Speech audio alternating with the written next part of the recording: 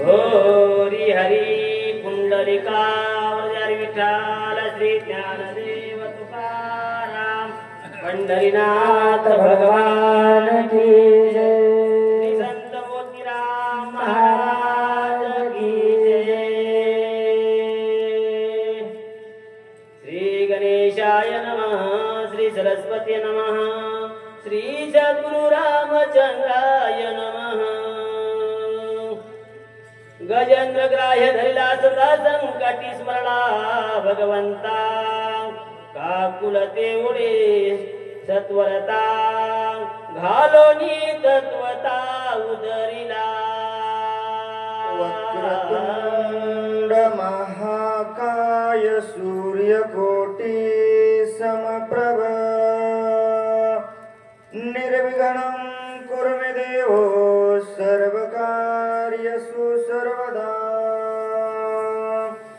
देवा तूच गणेशु सकलार्थमती प्रकाशो मने निवृत्तिदासो अवधारी जोजी। गौरीपुत्र गणरायाला कौशल्यापुत्र रघुनंदन अंजनी सुत हनुमंतरायांच्या चरणावरती नाथ महाराजांच्या चरणावरती साष्टांग दंडवत। तुम्हा जमलेल्या सर्व श्रोते मंडळींच्या वाचक सूचकांच्या सुद्धा मस्तक हे पायावरी। या वारकरी संतांच्या भव्य दिव्य असणारा लक्ष्मण शक्तीचा कार्यक्रम आणि आज असणारी गुरुपौर्णिमा, गुरुपौर्णिमेच्या निमित्त चालणारा भगवंताच्या नामस्मरणाचा असणारा जय जयकार आणि यामध्ये युद्धकांडामधील 46वा अध्याय आणि लक्ष्मण शक्तीमधील 4थ्या अध्यायाचा उर्वरित कथा अनुसंधान सांगण्याचा भाग या ठिकाणी योग्य लागलो। जे काही ग्रामदैवत हनुमंतराय सांगण्याची बुद्धी देतील ते सांगण्याचा प्रयत्न करणार आहे। आम्ही बी काही तेवढे अभ्यासक नाहीत, पण भगवंताची सेवा घडावी या उद्देशाने घराच्या बाहेर निघालो। तुम्हा सर्व श्रोते मंडळींच्या पुढे सेवा करण्यासाठी आलेला आहोत। जशी जमल तशी सांगण्याचा प्रयत्न करतो। माणसावर संकट येतं, संकट आल्याच्या नंतर कोणाला माणसानं बोलवावं? कोण येतं हो? येतं का कोणी? नाही येत ना। संकट गजेंद्रावरती आलं। गजेंद्रावरती संकट आल्याच्या नंतर ज्याच्यासाठी संकट आलं, कशामुळे संकट आलं? संसार चालवण्यासाठी काय काय केलं हो? नसते उठा ठेव केले, संसार जगवला, लेकर बाळ बायको पोर घर दार मये मामा भांजे सगळं मोह म्हणला। कवर संकट येईपर्यंत। संकट आल्यावर कोण आलं हो? नाही आलं। कोणाला शरण जावं लागलं? देवाला असणार शरण जावावं लागलं। भगवंता पुढे असणारा नतमस्तक झाला। धाव असणारा भगवंताचा केला, देवा धाव देवा माझ्यावर संकट आलेलं आहे। आणि त्या भगवंताला दया आली। त्या भगवंतानं दया आल्याच्या नंतर त्या गजेंद्राला संकटामधून सोडवलं। हनुमंतराय म्हणतात माझ्यावरती संकट आहे, म्हणून हनुमंतरायानं त्या भगवंताचं नामस्मरण केलं। केल्याच्या नंतर हनुमान अखंड नाम झाला हो नामे पावला रघुकुळा टिळका। वा वा। कपीचा बुद्धी स्फुरली चोखा सत्वर देखा सरसावला। हनुमंत अत्यंत नामधारक होते हनुमंतराय। वाचक सूचकावणी नव्हते। आला फोन तर शक्तीला, नाही आला तर आमच्या ग्रंथाची भेटच नाही असे होते का महाराज? बाबाराव महाराज होते का हो? नाही हो। शिंक जांभळी खोकला अवघाची वेळ वाया गेला। बाकी फक्त त्या भगवंताचं नामस्मरण माझ्या हनुमंतरायानं करायचं। रामकृष्ण हरी श्रीराम जय राम जय जय राम एवढं त्या रामाचं नामस्मरण करायचं। म्हणून माझ्या भगवंताला दया आली। आल्याच्या नंतर म्हणे एवढी कायची चिंता मी भ्रांत का झालो आता। सगळा पर्वताची तत्वता नेऊ सर्वता उचलोने। हनुमंतराय चिंता करण्याचं सोडून दिलं। हनुमंतराय का मी भ्रांत झालो? कशासाठी? का मला लक्षात आलं नाही. चेतना असणारी माझ्या भगवंतानं दिल्याच्या नंतर हनुमंतराय म्हणले माझ्याकडे बळ कमी नाही. मग माझ्याकडे बळ असताना सामर्थ्य असताना चिंता करण्याची काय गरज आहे. सर्वस्व पर्वत या ठिकाणी मी उचलून नेईल विचार करू लागले. वैदराज तेथे ओळखील औषधी ते बर उठविल स्वमित्रा ते अर्धक्षरान लागता.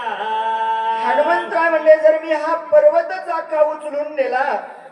वैद्यराज सुषेणजी त्या ठिकाणी डॉक्टर आहेत. कोणतं औषध न्यावं नाही कळणार. आख मेडिकलच घेऊन गेल्यावर पहा म्हणले कोणतं ते इंजेक्शन द्यायचंय ते द्या. लक्ष्मणाला उठवा. हनुमंतराय म्हणले चिंता करण्याची गरज नाही. एक क्षणही लागणार नाही. सुषेणजी त्या ठिकाणी औषधी शोधतील विचार करू लागले. जरी विलंब करू येता हो. उदया येईल वाजवता. बरोबर शक्ती वरदा अद्भुता कार्य समस्त नाशला. कार्य असणार नासल्याशिवाय राहणार नाही. काय होईल जर विलंब या ठिकाणी जर मी या ठिकाणी केला. वेळ मी या ठिकाणी जर घातला. रात्रीचे 1 वाजलेत म्हणले आणि इथंच वेळ घातला तर काय होईल. सूर्याचा उदय होईल आणि सूर्याचा उदय झाल्याच्या नंतर शक्तीला वरदान आहे. सूर्य निघाल्याच्या नंतर त्या ठिकाणी त्याचे असणार त्या घामावरती असणार त्यांचा वार त्या झालेल्या काम करणार नाहीत ना. मग इथं वेळ घालण्यात मजा नाही. हनुमंतराय बोलू लागले. पर्वते मांडिले जळा. हो हो आदरीले माझे बळ. बर औषधी लपविल्या सकळ. बर मज केवळ गोवावया. पर्वतानेही माझ्यासोबत छळण मानलेलं आहे. औषधी यांना लपवलेले आहेत आणि मुख्य कारण याच आहे की यांना काय करायचंय. इथंच हनुमंताला रात्रभर ठेवायचं आहे. मिळाला रावणाची गोऊ आदरले आमाशी. बरोबर उपडून याच्या कंदाशी औषधीशे नेईना.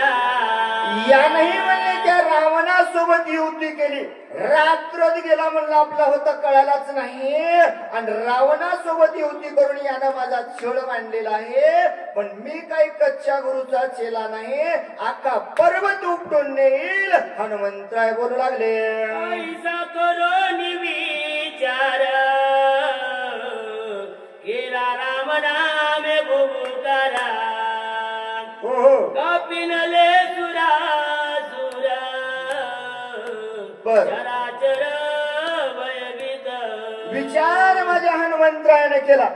क्षणोक्षणी हाची करावा विचार. तलावया पार भव सिंधू नाशिवंत देह जाणार सकळ आयुष्य का तो काळ समाधानी. बाबा हा देह जाणार आहे. वेळ कमी आहे. हनुमंतरायाने विचार केला. विचार केल्याबरोबर हनुमंतरायाने काय केलं हो. झोपलेत म्हणले सगळे एकदा उठवावं लागतील ना. राजा रामचंद्र भगवान की जय. असा आवाज केल्याबरोबर संपूर्ण देव असणारे दानव असणारे खळबळ असणारे उडू लागले. गुंडाळीले बुडका ते शिखर कवळले हाते. आंदोलिता पर्वता ते भूते आकांते कलकलते. आता पर्वत उचलून नेण्याचा हनुमंतरायाने विचार केला. पर्वताच्या असणाऱ्या बुडाला आळा शेपटीचा घातला. हातामध्ये शिखर धरलं. कसं हनुमंतराय उपटू लागले.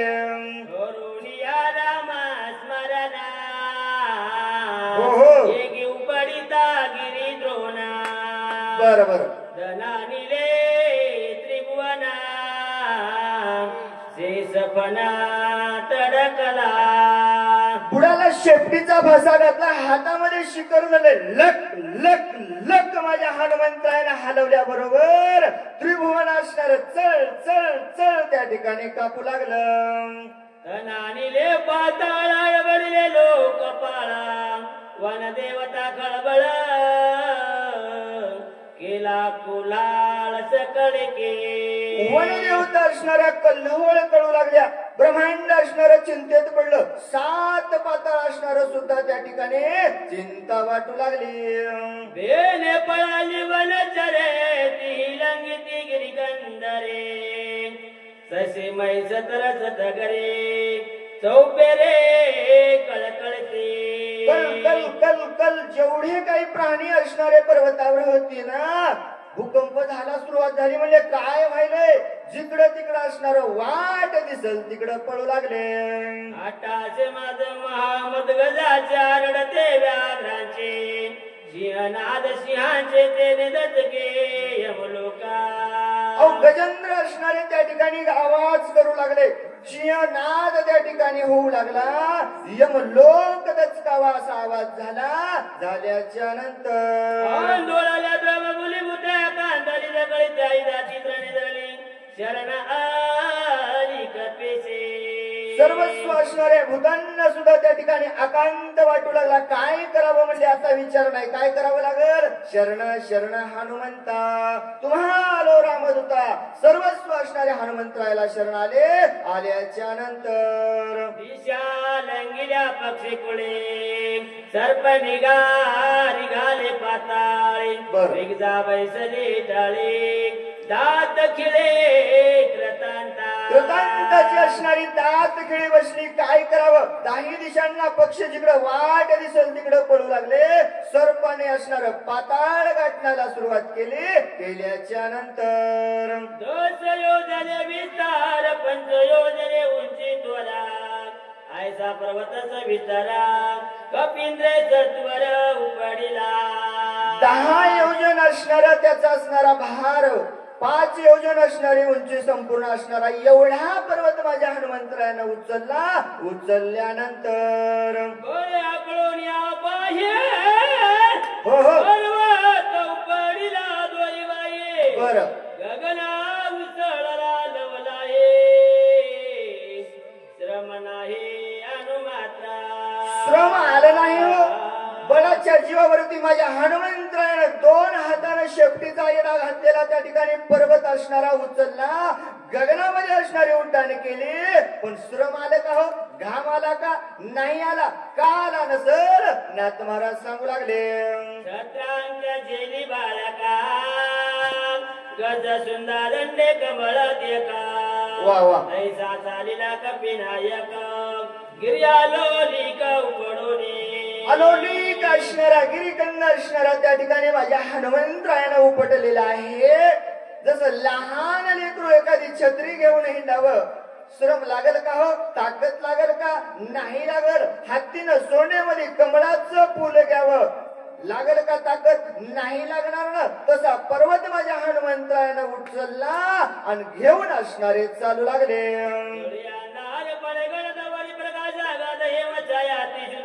गोंधळे नवे उजेडे तळी अंधार प्रकाश माता नवी सभेग उडत जाता अयोध्येचा प्रदेश पावता भरते तत्वता देखिला. आणि हनुमंत असणारे वेगाने निघालेले आहेत. जायचं आहे, सूर्य उदय होण्याच्या अगोदर औषधी त्या ठिकाणी न्यायच्या आहेत ना. वर असणारा उजेड त्या औषधींचा होता आणि तळी असणारा अंधार पडला होता. अयोध्येच्या त्या नगरामध्ये आले. आल्याच्या नंतर हाती विस्मित झाला मानी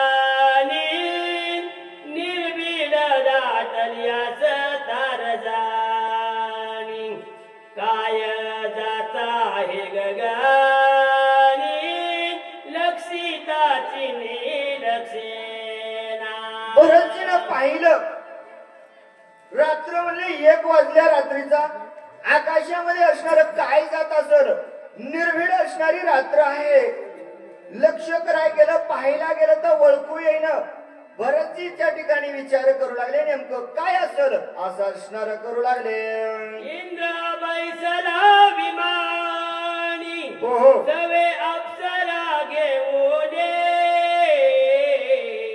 बर किरडा करीत आहे गगनी लाजमनी असेना. भरतानं पाहिलं, अनुमान प्रमाण भरतीनं लावलं. ज्या आरती रात्र वैर्या त्या ठिकाणी झालेली आहे आणि त्या आरती वर उजेड आहे, खाली अंधार आहे, त्या आरती काय असल इंद्र असणारा इमानामध्ये बसला असेल, सोय अप्सरा सोबत घेतलेले असतील आणि क्रीडा करण्यासाठी रात्री फिरत असेल, त्याच्या मनाला लाज का वाटत नसेल असा विचार त्या ठिकाणी राज्य ऋषी भरत करू लागले. अंगणाने वात तुटला त्याने औषधी नाद उठिला, बर ध्वनी विचित्र उमटला तो ऐकिला भरताने. अंगत्राने असणारा वात त्या ठिकाणी वारा सुटलेला होता आणि त्या वाऱ्यानं असणाऱ्या त्या वनस्पती एकमेकाला असणाऱ्या लागू लागल्या, वाजू लागल्या आणि त्याचा वास सुवास असणारा भरताकडे येऊ लागला आणि त्याच्यापासून विचित्र निघणारा ध्वनी भरताच्या कानावरती आला. आल्याच्या नंतर केवढा हा उद्योत वाद्य लावणे अद्भुता बर अप्सराचा विमानात सैरा विचरत आकाशे. बरेचसे मनामध्ये विचार करतात, बाबा वाद्य असणारे अद्भुत लावलेलं आहे आणि हा किती असणारा उद्भट झालेला आहे, याला विचार नाही का, याला कळत नसेल का, असं यानं का केलं असेल. इंद्रदेवांचा राजा आहे आणि हाच असणारा उद्भट या ठिकाणी वागत असेल की काय, असा विचार करू लागले. सवे घेऊन वारांगणा इमानी विंडवी गगना उलंगून या साधू सज्जन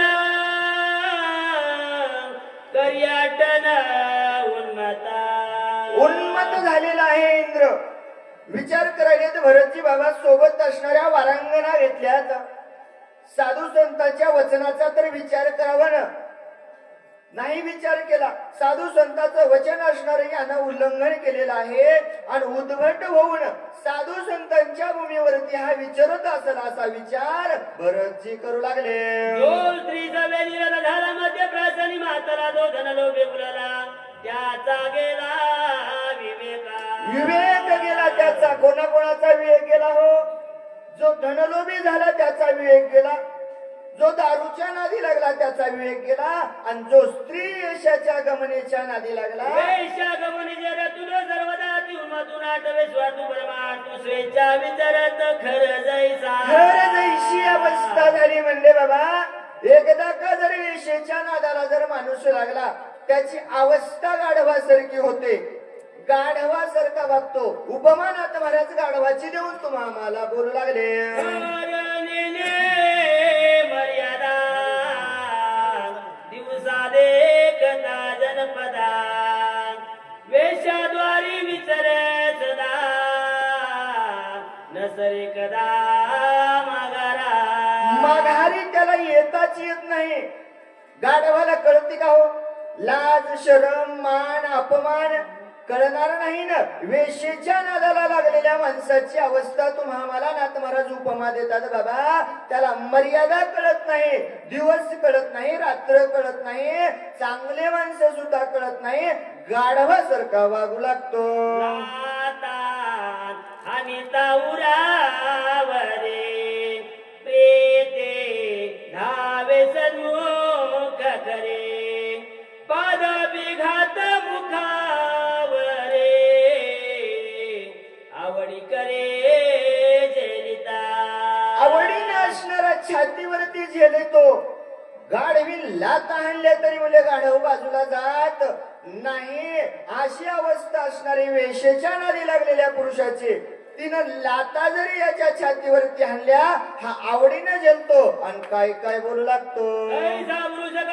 सुखाची मानी निरंतरी पाऊल जाऊन येते दुरी हृदयावरे जेलिता. हृदयावरती झेलतो, सोडीतच नाही म्हणले बाबा. एकदा का जर तो गाढव असणारा गाढविणीच्या मागे लागला, लाता जरी हाणल्या कुठं झेलतो? हृदयावरी झेलतो. असा असणारा वेशेच्या नादी लागलेला तिनं लाता हाणल्या तर हृदयावरती घेतो आणि घेतल्याच्या नंतर जन्मांतरची पळली भाग्या बरोबर हिचे पाद कमळाला जाई लाग्या दैवी दंडिले अभाग्या व्रता वैराग्य कष्ट ते वैराग्य असणारे कष्ट ते बाबा काय करता म्हणले तुम्ही रोज पोथ्या वाचता गावानगाव हिंडता देव देव करता भेटते काय तुम्हाला एवढं सुख नाही भेटणार आम्हाला भेटते म्हणले जन्मोजन्मी आम्ही बहु पुण्य केले तेव्हा विठ्ठले कृपा केली कोणती त्या बाईचे लाता असणारे आपल्या छातीवरती हाणून घेते आणि तिथं सांगते की मी किती भाग्यवान आहे तिचे असणारं पाऊल आपल्या छातीवरती घालून घेते आणि स्वतःला भाग्यवान त्या ठिकाणी समजतय अशा असणाऱ्या गाढवासारख्या वागणाऱ्या पुरुषाची उपमा नाथ महाराज देऊ लागले श्री कामाची आई तिरती ऐक मध्य प्याची तिथी वेचून पदरची संपते सोय होते जगनिंद्या नाथ महाराज म्हणले बाबा स्त्री कामरूपी झालेल्या माणसाची अशी अवस्था आहे मग दारू पिणाराची का चांगली अवस्था आहे का म्हणले स्वतःचा पैसा खर्च करते आणि मग ऐन टायमाला भीक मागत आहे म्हणले याची असणारी जराशी अवस्था सांगतो नाथ महाराज सांगू लागले तरी डोळ्या पुढे तिष्ठरोकडे मोक्ष सुख वेचुनी आईशे धन करिता ती मद्यपान जे निजात्मघाती संपूर्ण नरक सेवन अकल्पा नरक सेवन अकल्प आहे स्वतःची संपत्ती असणारी त्या ठिकाणी संपवतात आणि त्या संपत्तीने असणार चांगलं नाही कार्य करत गावामध्ये शक्ती आहे पट्टी नाही देणार गावामध्ये भंडारा आहे अहो ज्या पैशाने त्या भगवंताची प्राप्ती करता येते सत्कर्माला असणारा पैसा लावता येईल लावतोय का नाही लाईत हो तिकडं दारू मध्ये असणारा पैसा घालतो आणि मग त्याला असणार नरकाला गेल्याशिवाय राहणार नाही असं असणार सांगू लागले धन लोभी जे लुब्धक स्वप्न देखती दुकान जन्मादार व्यदेक भोगी तीन रक आणि वारा महाराज म्हणले दोघांचं झालं आता तिसरा राहिला म्हणले सगळ्यात महत्वाचा धनलोभी धनलोभ्याची अवस्था नाथ महाराज तुम्हाला मला सांगतात बाबा जीवनात तर सोडून द्या म्हणजे त्याला स्वप्नातही सुख आठवत नाही सारखा असणारा पैसा पैसा करतो त्या पैशानं काय काय होतं त्या ठिकाणी सांगू लागले मरणात जटे घेता रुकान मिळे सर्वता तथापि सायास करिता आळस चिता उपजना आळसच वाटत नाहीये मरणाची अवस्था आहे मरणार आहे म्हणले तरी पैसा पैसा पैसा करते बाबा अरे मरणाच्या अवस्थेमध्ये आहेस जायचं आहे धन सोबत येणार नाही पण तिथही सायास करतय पैसा पैसा म्हणून मरतय नाथ महाराज सांगू लागले ऐसे आईशा कष्ट मिळे जे वाढवे उपाय बळे निज शरीरा कष्ट विले जे फळे निज मोक्षा निज मोक्ष असणारा प्राप्त होईल हो देह दिला भजना गोमटा काय केलं त्याचं त्यानं कामाला आणला का हो नाही आणला रात्रंदिवस एकच विचार 5 न दिले की 10 होतात मला 10चे 15 आशाने असे असं केलं की इतके वाढतात असं केलं की इतके वाढतात इतके झाले की मग इतके होतात असा विचार करू करू हा देह भगवंताच्या चरणावरती अर्पित करावा त्या भगवंताचं नामस्मरण करावं एवढा चांगला देह कशात घातला लोभामध्ये त्यानं असणारा त्या ठिकाणी घातल्याच्या नंतर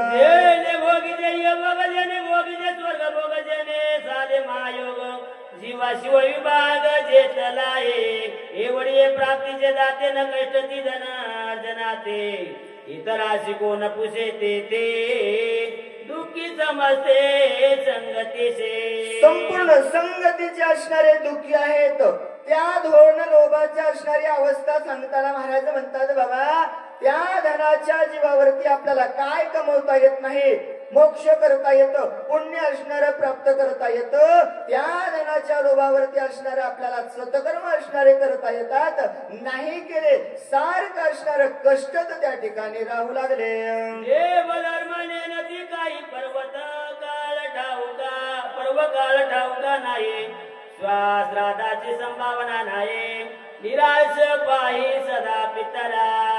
अहो त्यांना काय कळतं म्हणले, धन लोभ्याला असणार त्यांना माहित नसतं, पर्व काळ कळत नाही, एकादशीला काय असतं, बारशीला काय असतं, आणि पवित्र असणाऱ्या पौर्णिमेच्या दिवशी गावामध्ये कार्य आहे त्याला हेही कळत नाही.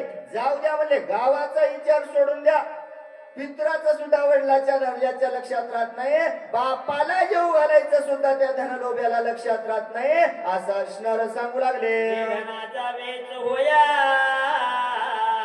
जे प्राणची जाऊ पाह्या, सणावाराची नेने सोया आते ते काय करीला. काय करील म्हणले महाराज सांगतात बाबा, स्वतःच्या जीवाला खात नाही, बायकोला खात नाही, लेकरा बाळाला रुपयाचं काही आणत नाही, सारखा धनलोभी असतो. वाचक सूचक आल्या का म्हणेल का चला महाराज उठलं की चहा प्याला, नाही म्हणणार ना. अहो आतिथीला सोडून द्या म्हणजे घरीच स्वतःच्या जीवाला खात नाही, एवढी त्याची धनामध्ये प्राण आहे. कष्ट जोडली संपत्ती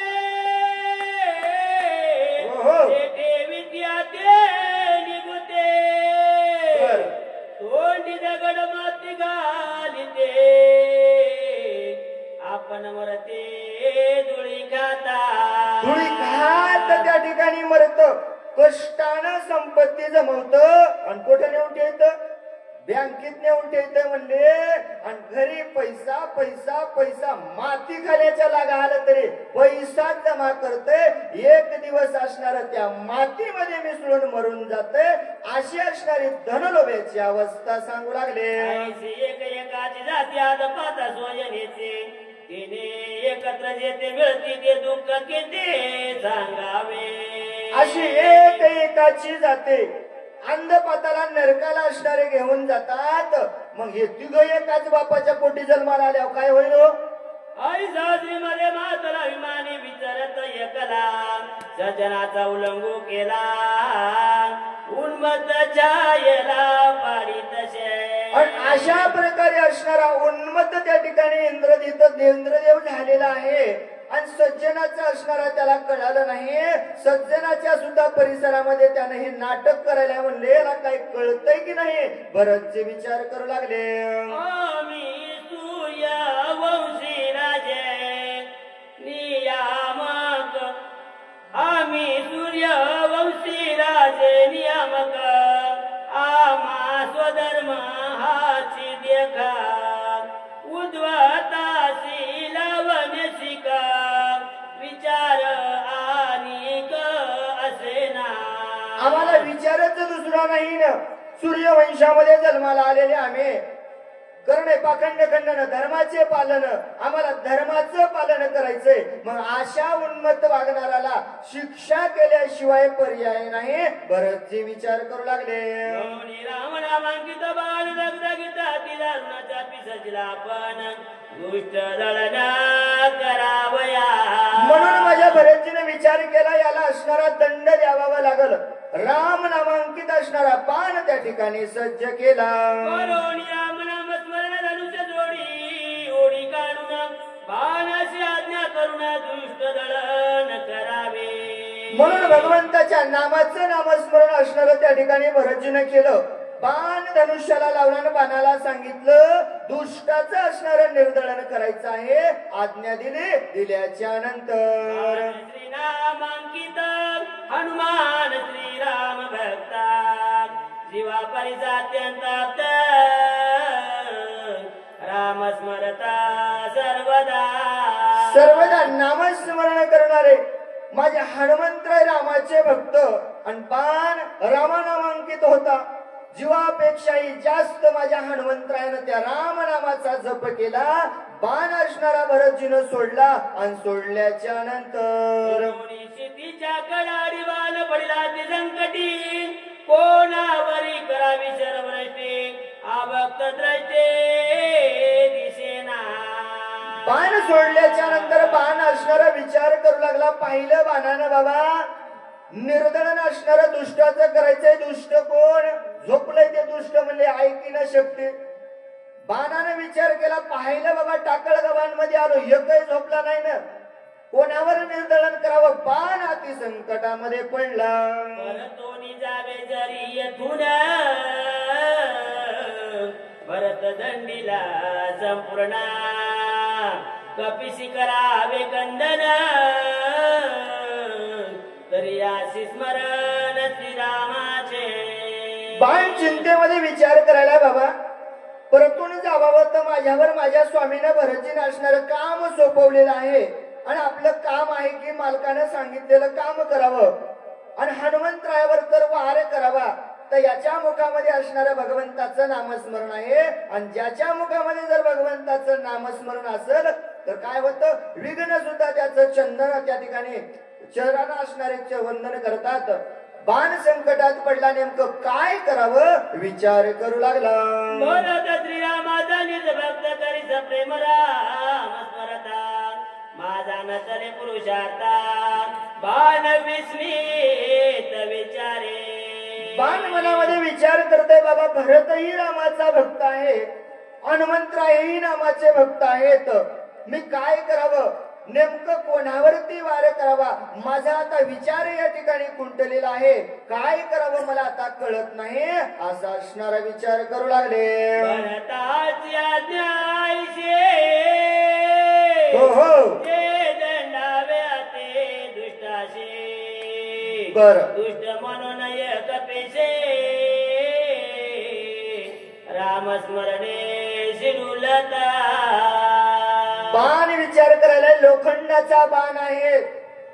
आपण तर या नरदेहामध्ये जन्माला येऊन विचार नाही केला. बाण म्हणतोय बाबा मालकाची आज्ञा आहे दुष्ट जो कोणी दिसल त्याचं निर्दळन करायचं आहे.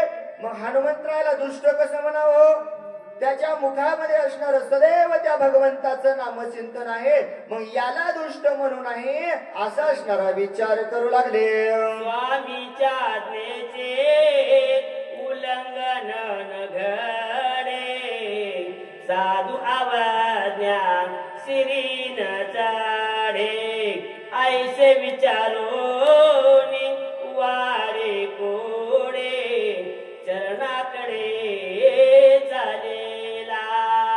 बाण लोखंडाचा असून विचार करतोय बाबा स्वामीच्या आज्ञेचं उल्लंघन करू नये. स्वामीची आज्ञा ऐकावी स्वामीचं आज्ञा ऐकली पाहिजे. आणि हनुमंत असणारा साधू आहे साधूवर जर वार केला तर पाप असणार त्याचं माझ्या शिरावरती येईल. काय करावं विचार बाणाला पडला. मग बाणाच्या लक्षात आलं क्षणोक्षणी हाची करावा विचार.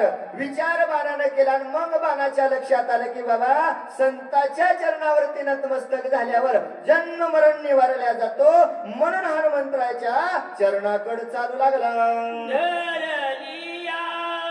सजनाचे पाय अपजय कधीच न होया स्वामी कार्य सिद्धी सजाय विजय होय त्रिलोके.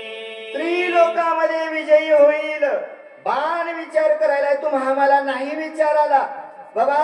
सज्जनाचं असणारे पाय धरण्याच्या नंतर माणसाचं कार्य सिद्धीला जातं स्वामीचं कार्य पूर्ण होतं जीवनामध्ये कल्याण होतं. आणि मी जर त्या सज्जनाच्या पायावरती नतमस्तक झालो तर काय होईल माझंही कार्य पूर्ण जाईल मलाही दोष लागणार नाही स्वामीचंही कार्य पूर्ण होईल असा विचार त्या बाणाने केला. बाण मनामध्ये विचार करून असणारा हनुमंतरायाच्या चरणावरती नतमस्तक होणार आहे आणि रसाळ असणारी गोड कथा आपल्याला ऐकायला भेटणार आहे.